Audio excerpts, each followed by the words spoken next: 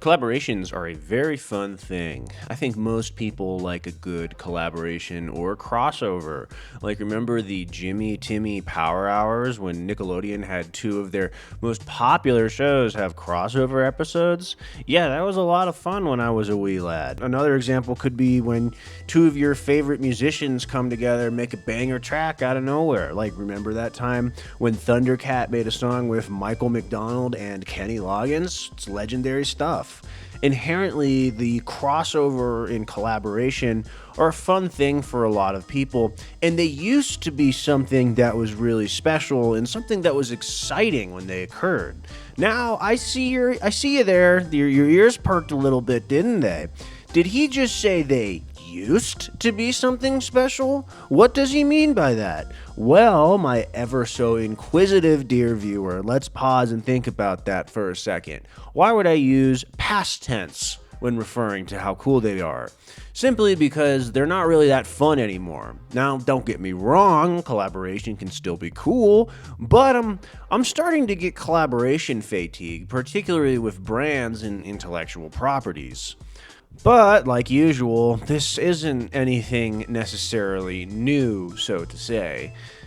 The idea of a brand or an IP doing a crossover or collaboration with another brand or IP has existed for a very long time. Some early comers to this concept would be like McDonald's selling branded toys in their Happy Meals. It brings attention to both the franchise and the restaurant, and in general is a mutually beneficial business agreement. In 1979, McDonald's made their first collaborative Happy Meal toy in a deal with Paramount Pictures to promote the release of the Star Trek motion picture. The company released a small limited time event with Star Trek themed boxes and toys with the hope that the branding of Star Trek would bring in extra revenue, and Paramount hoped that the extra line of advertising would bring more attention to their movie. And to both parties' great pleasure, it was something that was extremely successful. While this certainly helped Paramount promote their movie, it was McDonald's who was the greater benefactor of this agreement. Since 1979, limited-time Happy Meal toys have been used as a means to promote a litany of different IPs in movies. Celebrity endorsements was another type of crossover that always existed, people using their likeliness to help promote a product, or like Orson Welles selling wine, but in 1985, Nike took this concept to a new level with the release of the Air Jordan sneaker. The collaboration of an already popular basketball shoe brand with one of the most influential and prominent athletes of the era solidified a marketing tactic that has been used for decades, and since these athletes are basically their own brand, it kind of counts as a crossover. So what I'm trying to say with all of this is that the idea of the crossover has always been around as a marketing tactic in different ways. But in the past decade or so, the use of this tactic has become extremely saturated in many different elements of our overall pop culture. But we can point at a few key elements and players that helped normalize this. Streetwear is a subculture who has betrayed its origins pretty much. From my understanding, it has a deep tie to skate culture and hip-hop fashion, and it was this sort of rejection of the idea that you needed to wear the finest designer brands in order to have a cool style. It cared less about the formal design rules behind high fashion and replaced them with clothes that were reflective of subcultures and tied heavily to cultural affiliation. But as this became something that was more and more commonly seen with celebrities and just high-profile people wearing these brands, well, the brands started to become higher and higher in demand. And they didn't necessarily have to spend a bunch of money on advertising either to get to that point. Instead, they utilized a strategy that essentially was derived from the idea of a Happy Meal. Okay, hear me out. A brand like Supreme didn't have to have ads on every single video on YouTube or have billboards or pretty much anything. Yet for a while, anything with a Supreme clothing tag was worth way too much money. So how did they achieve this? Supreme looked at who wore their clothes, largely Gen Z and millennials, and saw something that was different from prior generations. It was that they valued the idea of cultural affiliation more than older customers.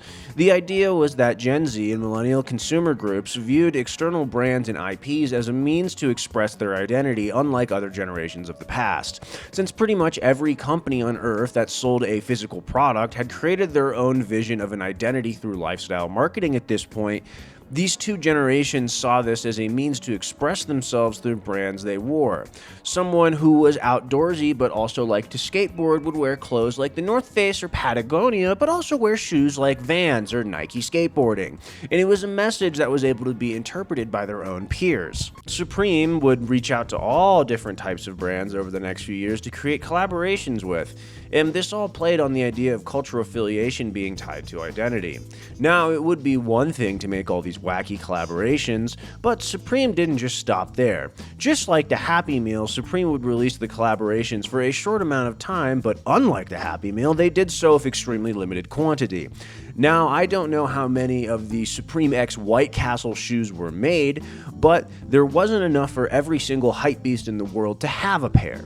So there was more supply than demand, which meant there was hype around these dumb collaborations, and the resale was expensive. That was the kicker. The demand outweighing the supply was a purposeful move that generated artificial scarcity that was used to drum up hype that played on people's fear of missing out. I'm not sure how many people really wanted a pair of Supreme X White Castle shoes, but it doesn't matter because to many, the fear of not obtaining one while you could outweighed the rational thought of why do I even want this? And this artificial scarcity coupled with people wanting things because other people can't have them led Supreme to become one of the most sought-after clothing brands for a few years there. And they didn't even stick to just clothes. Hell, they sold a brick with their logo on it, and it sold out instantly. It was reselling for hundreds of dollars, and it was ridiculous. Now, to give credit where it's due, Supreme has essentially been doing this business model since the 90s. It was only during the hypebeast wave of the 2010s that it became exploitative to the level that it did. But the success of this model sent out a very strong message not only to the clothing industry, but to every single consumer product on the market, essentially. This realization that artificial scarcity coupled with cultural affiliation created a level of product demand stronger than any means of traditional advertising could generate. And this was very notable for a lot of companies. Not only was crossing over with other IPs easier than making a new product or marketing campaign, it had proven itself to be safer, and for certain companies, it became an easy reoccurring revenue model that could be exploited heavily. So it was an infinite money glitch that they stumbled upon.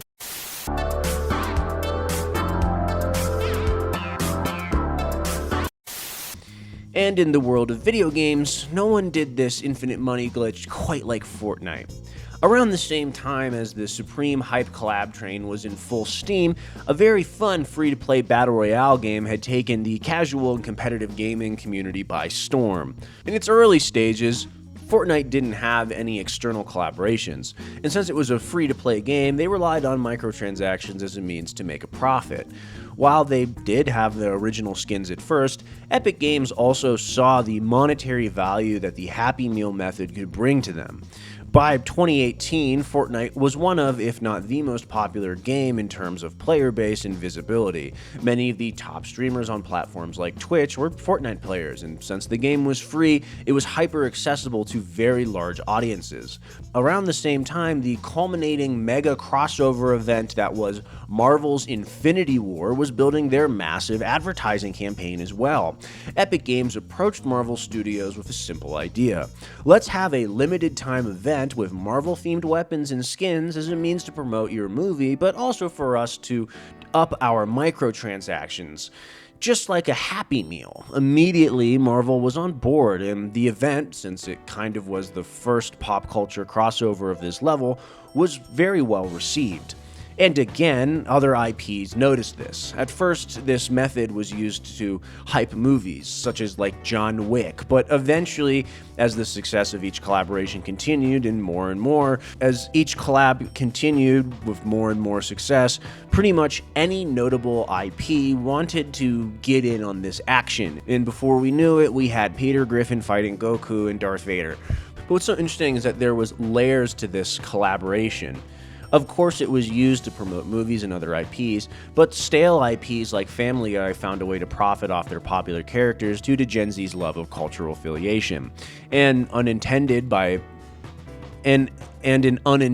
byproduct of was the sheer ridiculous amount of collaborative IPs and an unintended byproduct of these sheer ridiculous amount of IPs all in one thing was the memes. Funny enough, memes may be one of the most powerful forms of modern advertising, whether people realize it or not. The problem is creating something that seems organic. In the case of Fortnite truly embodying the idea of a real pop culture metaverse, the memeability was pretty simple. Now, microtransactions in video games is a whole other topic in and of itself, and in the past few years, thanks to Fortnite's free-to-play Battle Royale model becoming so popular, so have these microtransactions. And really, only one other company was as egregious with the collaborations and crossovers as Fortnite. I'm, of course, referring to Call of Duty. The crossover stuff in Fortnite was less shameful because the game had an inherently silly and cartoonish art style to begin with, but since COD is such a money-hungry franchise who lost their integrity years ago, they didn't give a shit about art direction. Before you knew it, it was also getting memed, but more of in a way where they were being shit on. No one wanted to see Beavis and Butthead or American Dad in Call of Duty, but the Call of Duty wanted their free money, so it happened anyways, and their animation is just so horrible. To a certain degree, the collaborations in these games were a bit less shameful than that of the physical products in our real world. Another cultural issue became apparent in parallel with the rise of the Happy Meal limited time and quantity drop model, that being the consumerist hoarder mindset. Now let's pause here. I like to buy stuff. I have my own collections of silly things. Buying things is okay, but buying everything for the sake of having it to flex because you've fallen for a hype in marketing tactics, that's a little bit more shameful. Though the collaboration model has certainly lost the potency it once had, that's not to say that it's not completely ineffective. It just depends on the IP that is collaborated with. In the case of Pokemon, you'd be challenged to find any of their collaborations with any other brand available at the retailer that sold them originally. In the past few months, Pokemon collaborated with Target and the brand Starter, making a line of old-school style sports jackets and various other products that sold out instantaneously. Now, of course, there is the undeniable popularity of the Pokemon franchise that drove this rush to the racks to clear out all the products, but there is another problem that I alluded to earlier. The consumerist hoarder, otherwise known as a scalper. The Pokemon starter jacket being priced at $130 at Target is already crazy to begin with, but they have the ability to do so since it's a limited time drop with limited quantity, partner with an IP who has extremely powerful cultural affiliation. And the consumer hoarder knows this. We have all seen those videos of these shameless full-grown men buying every single limited quantity drop just to turn around and resell them for double, triple, hell, 10 times the original price as a means to make some money.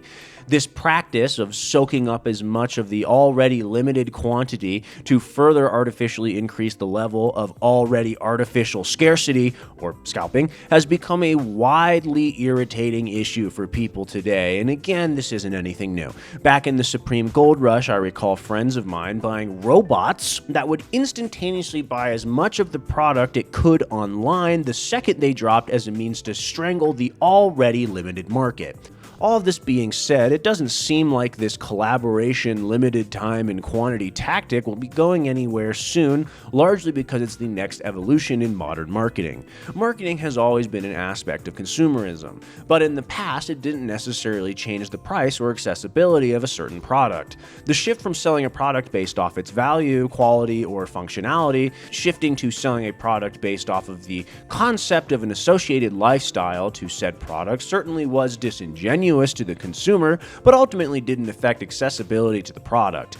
People could still buy stuff if they wanted to with ease, shifting away from the lifestyle affiliation and attention economy over to a model that cheats the market by releasing limited quantities for a short window of time is simply abusive to consumers, but it is hyper profitable for brands. I also find it ironic that in this modern market, it seems that you either rent every product that's a necessity, and for anything else you'd like, it's basically unattainable because of the Happy Meal model and Scalpers. It's all rather unfortunate that our consumer products have all turned into one giant Happy Meal.